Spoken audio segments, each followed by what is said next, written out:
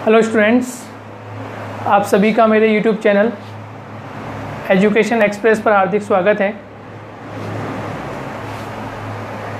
इस YouTube channel के ज़रिए और आपको ये भी पता है कि हमने हमारा ऐप भी लॉन्च किया है, वो भी एजुकेशन एक्सप्रेस के नाम पर है और उस पर विभिन्न प्रकार के कोर्सेज़ आपको अवेलेबल दिख रहे होंगे। उसमें ज्योग्राफ़ी का भी एक कोर्स अवेलेबल है उसमें, और मैं हर सर उस ऐप पर ज्योग्राफ़ी को डील करूँगा। ज्योग्राफ़ी को अभी हमने 11th और 11th स्टैंडर्ड में जो फंडामेंटल ज्योग्राफ़ी है और geography of India NCERT syllabus में जो लागू है, हम उसको डील करेंगे। और कक्षा 12th के बिहाफ पर हमें NCERT और RBS दोनों को लेके चलेंगे। सिलेबस लगभग दोनों का सेम है, ज़्यादा चेंजेस नहीं है, तो हम उसको भी डील करेंगे। वहाँ हम 12th में ह्यूमन ज्योग्राफी को पढ़ते हैं। ठीक है दोस्तों, आज हम इस क्लास में बेसिकली 11th और 12th दोनों के जो सिलेबस है, सिलेबस में जो कंटेंट, चाहे वो 11th क्लास हो चाहे 12th क्लास हो, दोनों को कंटेंट को हम रखेंगे और हम ये देखेंगे हमें पढ़ना क्या है। बेसिकली इस क्लास में हम सिलेबस इंट्रोडक्शन के लिए आए हैं। सिलेबस इंट्रोडक्शन हम करेंगे 11th कक्षा में और 12th क्लास में हमें क्या पढ़ना है और कितने कितने मार्क्स का आपका यूनिट वाइज जो डिस्ट्रीब्यूशन किया हुआ है, चाहे वो NCERT CBSE बोर्ड के लिए हो और चाहे वो RBSE बोर्ड के लिए हो, हम दोनों को 1 by 1 डिस्कस करेंगे। दोस्तों, शुरुआत करते हैं हम सिलेबस डिस्कस की। या हम सबसे पहले जो CBSE बोर्ड का या NCERT ने जो सिलेबस प्लस उसमें मार्क्स का जो डिस्ट्रीब्यूशन किया है, हम उसकी चर्चा कर लेते हैं। देखिए, क्लास 11th की हम चर्चा कर रहे हैं दोस्तों, क्लास 11th के लिए, और ज्योग्राफी को हम डील करेंगे। ठीक है, अब देखिए NCERT में जो सिलेबस लागू किया है और RBS बोर्ड का जो सिलेबस है सेम है, क्योंकि इस वर्ष RBS यानी कि माध्यमिक शिक्षा बोर्ड में भी NCERT की बुक, NCERT का सिलेबस लागू है। तो हम पहले चर्चा करते हैं कि NCERT 11th में कौन कौन सी यूनिट्स हैं जिसको हमें डील करना है। देखिए, जो बुक का नाम है, जो 11th की बुक है उसका नाम है भौतिक भूगोल के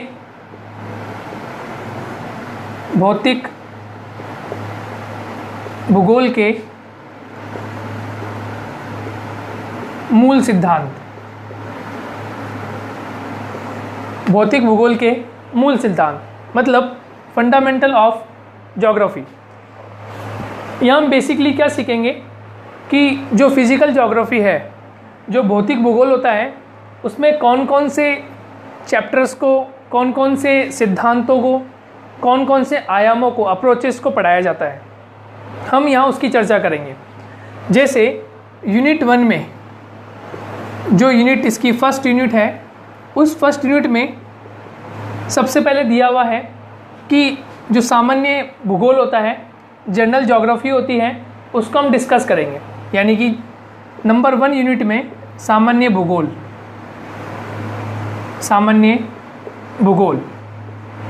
ठीक है, जो जनरल ज्योग्राफी होती है, जनरल ज्योग्राफी का डिस्कशन करेंगे। सामान्य भूगोल का परिचय, इंट्रोडक्शन ऑफ जनरल ज्योग्राफी को हम डिस्कस करेंगे यूनिट 1 में। उसके बाद हम यूनिट 2 की चर्चा करेंगे। यूनिट 1 के बाद यूनिट 2 की चर्चा होगी। लेकिन दोस्तों, यूनिट 2 में क्या दिया है? यूनिट 2 में है आपका अर्थ से संबंधित, यानी कि यूनिट 2 में दिया हुआ है अर्थ से संबंधित, यानी कि पृथ्वी के बारे में। किसके बारे में? पृथ्वी के बारे में हम सामान्य जानकारी प्राप्त करेंगे। नंबर 1 यूनिट 1 जो है, उसमें हम जनरल ज्योग्राफी को डिस्कस करेंगे। ज्योग्राफी क्या है, ज्योग्राफी क्यों पढ़ा जाता है, ज्योग्राफी को पढ़ने का कारण क्या है। ठीक है दोस्तों, हम उसको डिस्कस करेंगे। और यूनिट 2 में हम पृथ्वी यानी अर्थ को डिस्कस करेंगे। इसको इंग्लिश में हम लिख सकते हैं द अर्थ भी लिख सकते हैं, इंग्लिश में हम इसको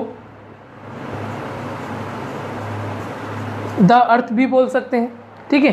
तो हम पृथ्वी को डिस्कस करेंगे, पृथ्वी के जो ओरिजिन है, पृथ्वी का ओरिजिन किस प्रकार से हुआ है हम उसको डिस्कस करेंगे। इसके ओरिजिन में कौन कौन सी थ्योरीज बनाई गई है, बताई गई है, हम उसको डिस्कस करेंगे। तो यूनिट सेकंड में अर्थ से संबंधित कुछ फंडामेंटल जो थ्योरीज हैं हम उनकी चर्चा करेंगे।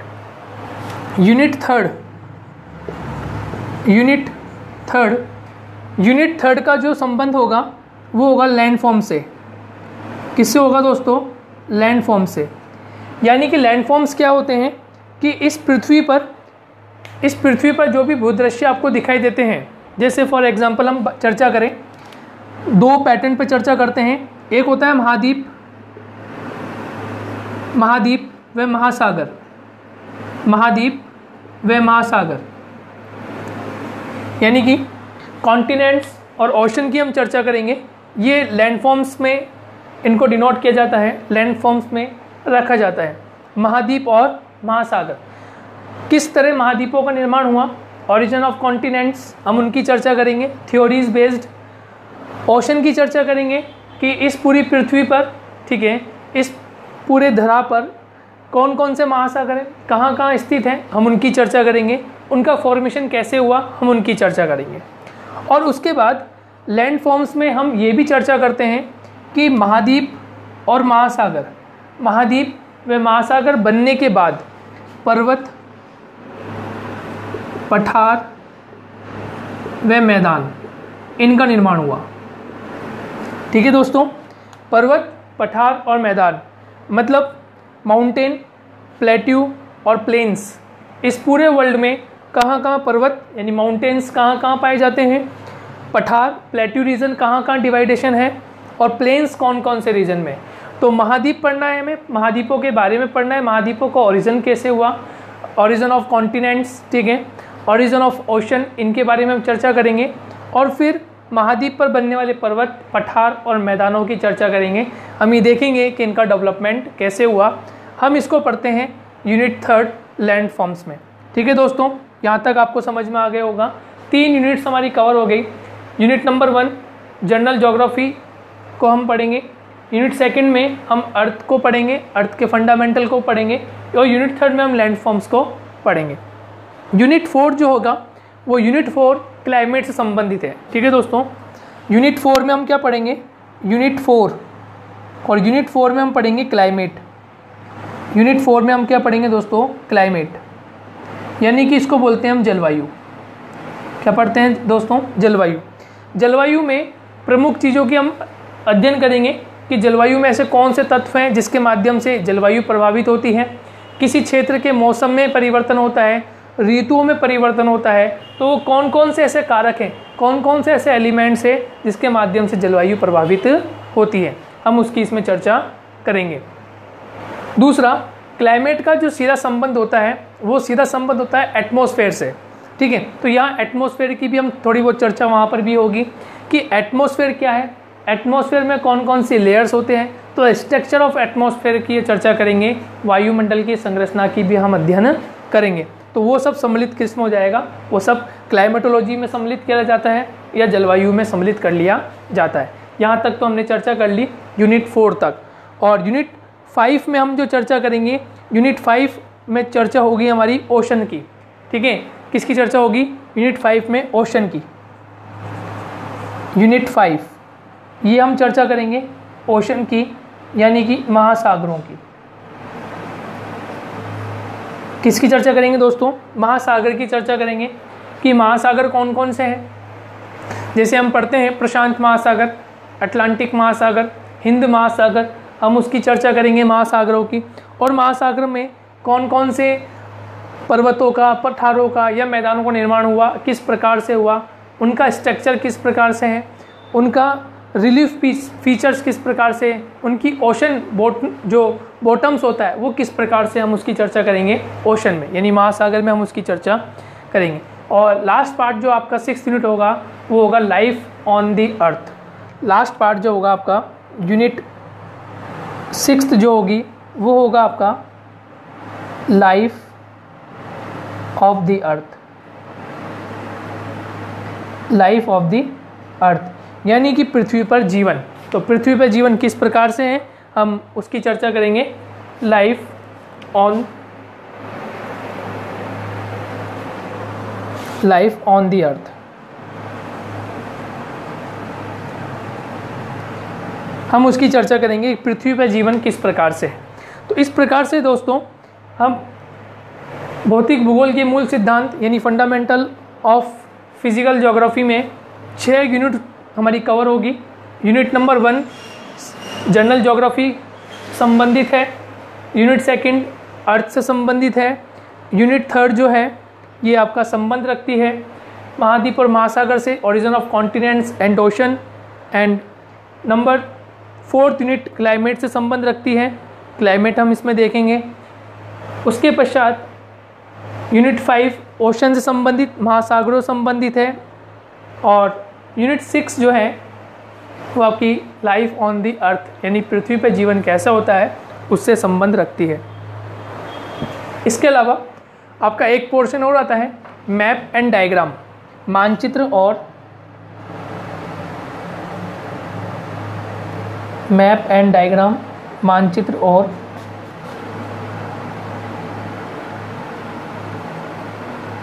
सिंपल रेखा चित्र, इसकी भी हम बात कर लेंगे।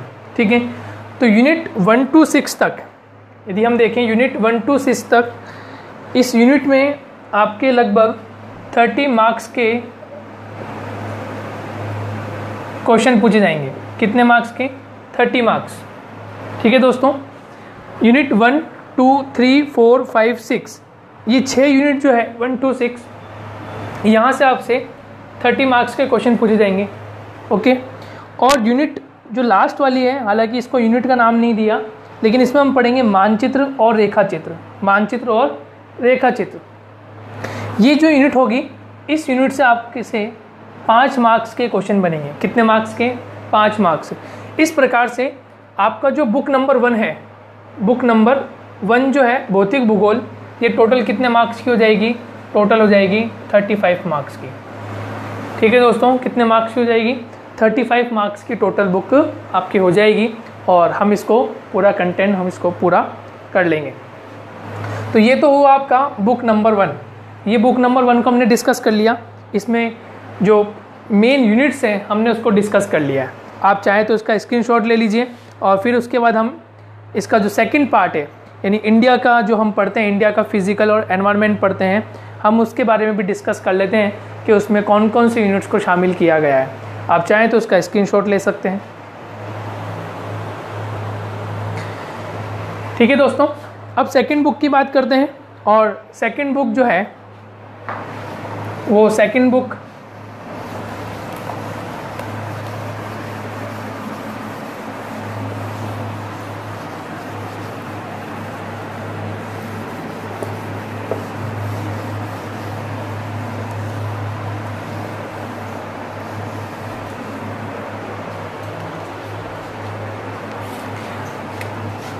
बुक नंबर 2 और इस बुक का नाम है भारत का भौतिक पर्यावरण।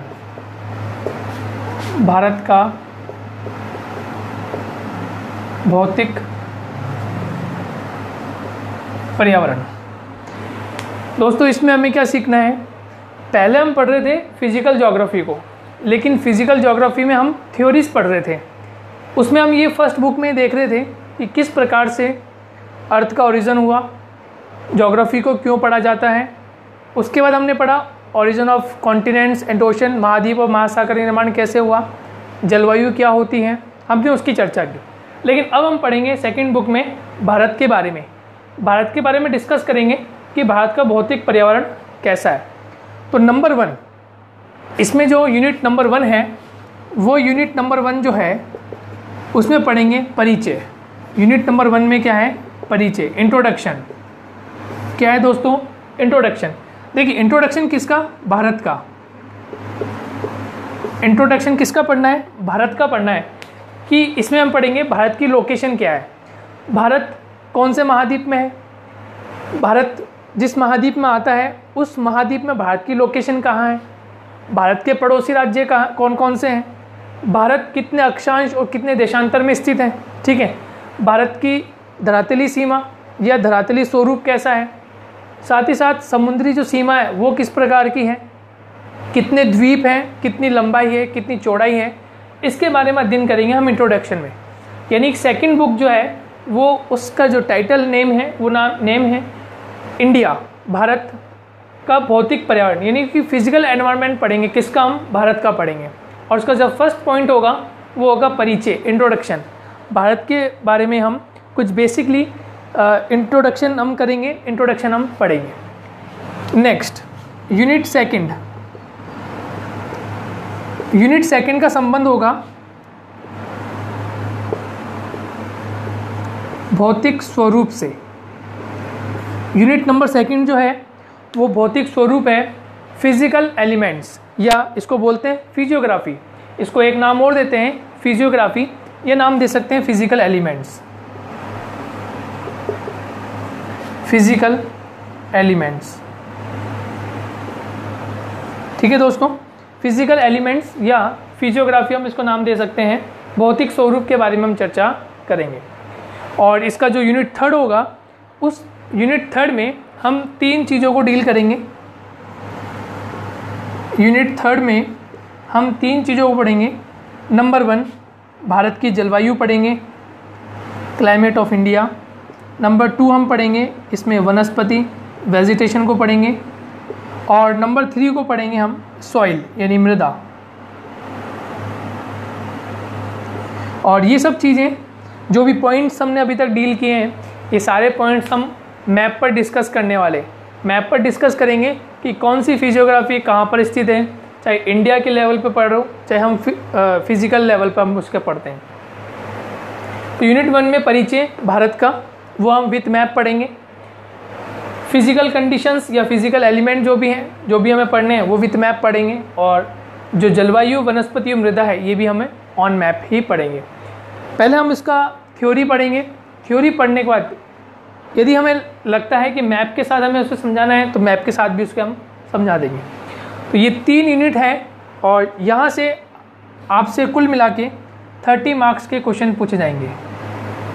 कितने मार्क्स के? 30 मार्क्स, 30 मार्क्स का ये आपका पेपर होगा। और अंतिम एक और है, जैसे हमने फर्स्ट यूनिट में पढ़ा था कि मानचित्र भी पूछा जाएगा इसमें आपसे, और ये मानचित्र कितने मार्क्स का होगा? 5 मार्क्स का। तो टोटल कितने मार्क्स का हो जाएगा आपका सेकंड पार्ट भी आपका हो जाएगा टोटल 35 मार्क्स का। ओके स्टूडेंट्स, कितने का होगा? 35। तो देखिए नंबर 1 जो बुक थी वो भी 35 की है और नंबर 2 बुक भी है वो भी 35 मार्क्स की। तो टोटल देखिए 35 कितना हो गया? फर्स्ट बुक 35 मार्क्स और सेकंड बुक भी कितने की होगी? 35 मार्क्स। तो टोटल आपका जो पेपर हो जाएगा वो हो जाएगा 70 मार्क्स का। टोटल कितना हो जाएगा आपका? 70 मार्क्स का पेपर हो जाएगा।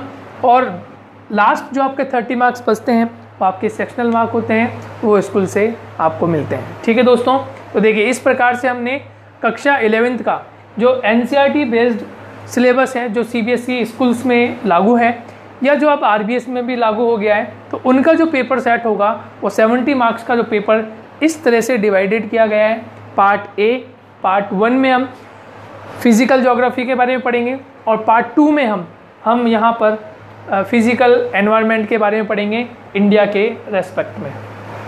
ठीक है दोस्तों, आई होप आपको ये जो सिलेबस का जो वीडियो है, सिलेबस का जो कंटेंट है, जो हमें पढ़ना है वो आपको समझ में आया होगा। कल से हम बैक टू बैक हमारी क्लासेस शुरू हो जाएगी और हम सबसे पहले बुक नंबर 1 को हम उठाएंगे और उसका जो फर्स्ट चैप्टर होगा फंडामेंटल्स ऑफ ज्योग्राफी को हम पढ़ना शुरू करेंगे। तो दोस्तों आज के लिए केवल इतना ही। आज हमने पूरे सिलेबस को डिस्कस कर लिया है और आपने आज की क्लास यूट्यूब पर भी आपने देखा है इसको, और ये यूट्यूब पे साथ साथ ऐप पर भी क्लास अवेलेबल है। तो ऐप से जो जुड़े हुए स्टूडेंट हैं आप वहाँ पर भी देख सकते हैं और अधिक से अधिक आप इसको देखें, समझें और आगे से आगे इसको आप शेयर भी कर सकते हैं। दोस्तों मिलते हैं नेक्स्ट लेक्चर में, जब तक के लिए धन्यवाद।